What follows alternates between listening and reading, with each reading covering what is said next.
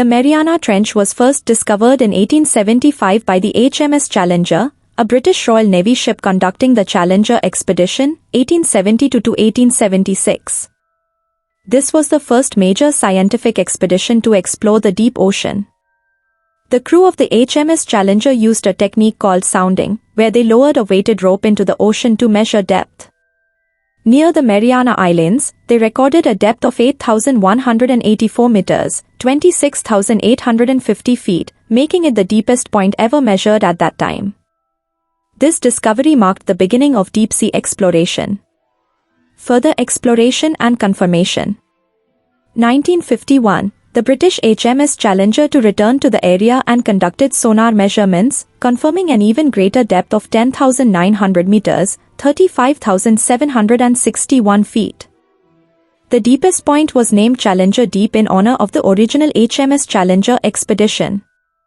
1960, the first human descent into the trench was made by Jacques Piccard and Don Walsh in the Bathyscaphe Trieste, reaching 10,911 meters, 35,797 feet. 2012, filmmaker James Cameron made a solo dive in the deep-sea Challenger submarine, reaching about 10,908 meters, 35,787 feet. Since then, multiple robotic and scientific missions have explored the trench, but much of it remains a mystery. Ship water wave. The Mariana Trench is the deepest part of the world's oceans, reaching a depth of about 10,994 meters, 36,070 feet, at its lowest known point, Challenger Deep. Located in the western Pacific Ocean, near the Mariana Islands, this trench is full of mysteries and scientific wonders. Despite multiple missions to explore the trench, more than 80% of it remains unexplored. The extreme pressure, over 1,000 times the atmospheric pressure at sea level, darkness, and remoteness make it one of the least accessible places on Earth. The trench is home to bizarre, alien-like creatures that have adapted to survive in extreme conditions. Giant amphipods, shrimp-like creatures that grow much larger than normal. Xenophytophores, large, single-celled organisms that thrive in the trench's depths. There's speculation that undiscovered creatures, possibly even giant unknown species, may exist in the trench. Strange, powerful underwater sounds have been detected in the Pacific, some of which remain unidentified. One of the most famous is the bloop, recorded in 1997, which some believed was from a massive unknown sea creature. Though later attributed to icebergs, other mysterious sounds, like the Western Pacific biotwang, remain unexplained. The extreme conditions in the trench resemble those found on icy moons like Europa, Jupiter, and Enceladus, Saturn. Studying life in the Mariana Trench could give clues about possible alien life in the deep oceans of other planets. Despite its remoteness, scientists have found plastic pollution and toxic chemicals, like PCBs, in the deepest parts of the trench. This suggests that no place on Earth is free from human impact. The trench is formed by subduction, one tectonic plate going under another, but some scientists believe there could be hidden geothermal vents or even undiscovered underwater volcanoes in the depths. Some theories suggest the trench could contain ancient microbial life forms, possibly even organisms that predate life as we know it. The first humans to explore the Mariana Trench were Jacques Piccard, a Swiss oceanographer, and Don Walsh, a U.S. Navy lieutenant, on 23 January 1960. They made the journey in the Bathyscaphe Trieste, a deep-diving research submersible. The historic dive, 1960. Submarine named Bathyscaphe Trieste was made to explore the depth of Mariana Trench. Depth reached was about 10,911 meters, 35,797 feet, in Challenger Deep, the deepest known point of the trench. Time taken was about 4 hours and 47 minutes to descend. The ocean floor was covered in fine sediment. They observed a flatfish or a similar deep-sea creature, proving that life could survive under extreme pressure. During the descent, a window cracked due to the immense pressure. They spent only 20 minutes at the bottom before resurfacing. Other major explorers.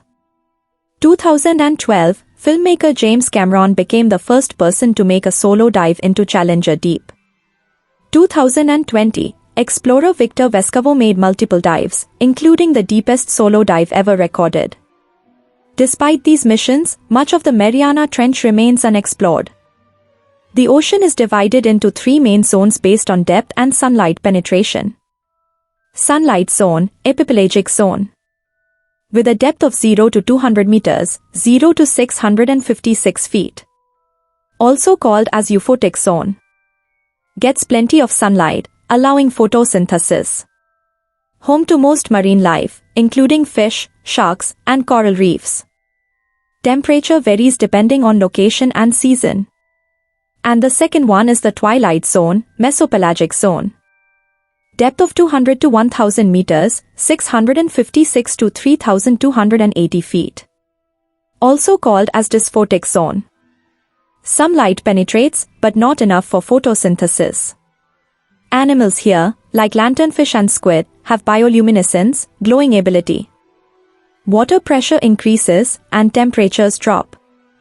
And the third one is midnight zone, bathypelagic zone and below. Depth of 1000 meters and deeper, 3 to 80 plus feet. Also called as aphotic zone. No sunlight reaches this depth, it's completely dark. Extreme pressure, near freezing temperatures. Home to strange deep-sea creatures like anglerfish, giant squid, and gulper eels.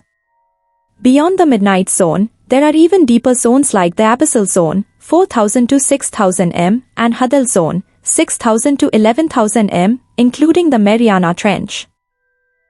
The anglerfish survives the extreme pressure of the deep ocean through a combination of biological adaptations that make it uniquely suited for life in the midnight zone, bathypelagic zone, where pressure can be 100 to 1000 times greater than at the surface.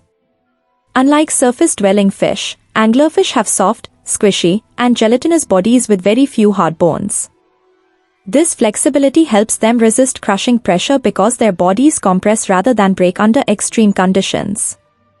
Their bodies are mostly composed of water, not air-filled cavities, like swim bladders in many fish.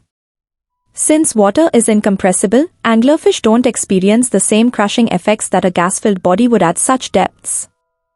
The deep ocean is cold, near freezing, and has limited food, so anglerfish have slow metabolisms that allow them to survive with minimal energy intake. They can go for long periods without eating and consume anything they catch.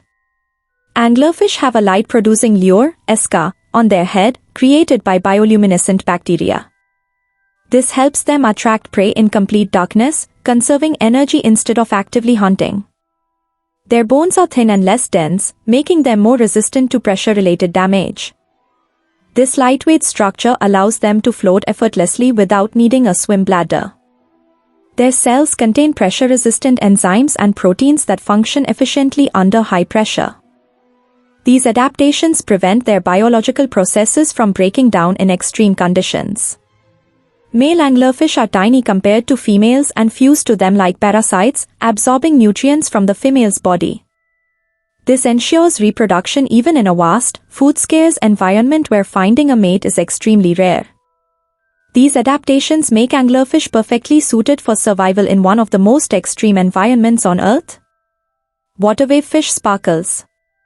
In a remarkable and rare event, researchers have recently observed a deep-sea anglerfish near the ocean's surface in broad daylight off the coast of Tenerife, Canary Islands. This sighting is believed to be the first live observation of an adult abyssal humpback anglerfish, Melanocytus johnsoni, in such conditions. The anglerfish was spotted approximately 2 weeks ago near Tenerife during a shark research project conducted by the NGO Condric Tenerife. The creature identified is an adult abyssal humpback anglerfish, also known as the black sea devil. These anglerfish usually inhabit depths ranging from 200 to 2000 meters, areas devoid of sunlight.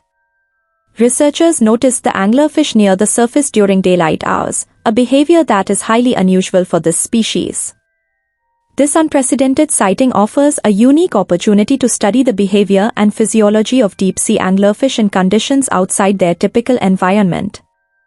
The reasons behind the anglerfish's ascent to shallower waters remain uncertain, with possibilities including illness, evasion of predators, or disorientation.